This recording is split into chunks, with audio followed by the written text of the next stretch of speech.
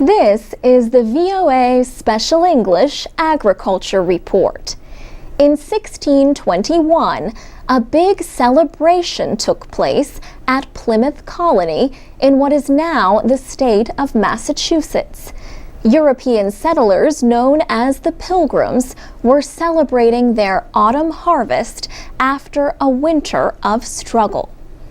Other colonists held earlier ceremonies of thanks. But the Pilgrims' three-day feast is often called the nation's first Thanksgiving.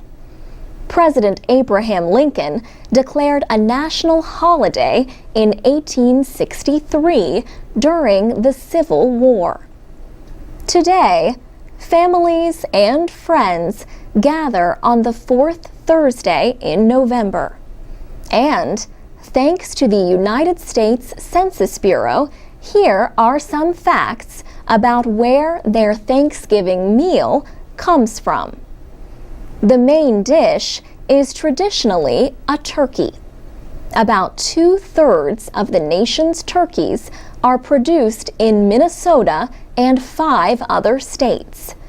Producers are expected to raise 248 million birds this year, 2% more than last year.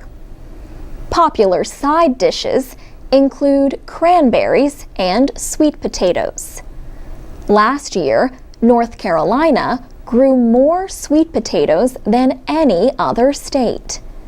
Wisconsin is expected to be the top cranberry producer this year.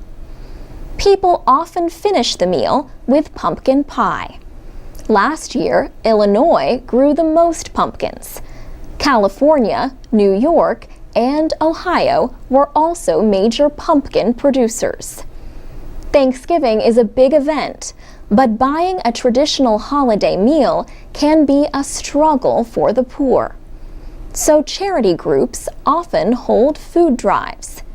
In Denver, Colorado, volunteers were collecting donated items to fill 1,500 Thanksgiving baskets. Rodney Cunningham has been helping the group Volunteers of America for 3 years. He says this year the demand was greater than ever. One of the reasons why it's really important is because the economy is pretty bad, and a lot of people have a need for extra food. They don't have any food at all. Jim White, Community Affairs Director at Volunteers of America, says people donated a lot of food.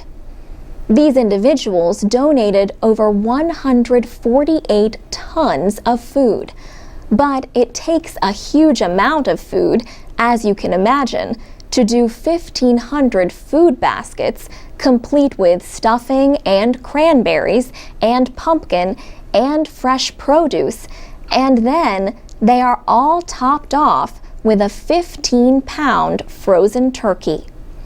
Mr. White says volunteers come from all over Denver to help. Thanksgiving should be viewed as a verb, not a noun. And what better way to give thanks than to help somebody out that you know is struggling right now? For VOA Special English, I'm Alex Villarreal.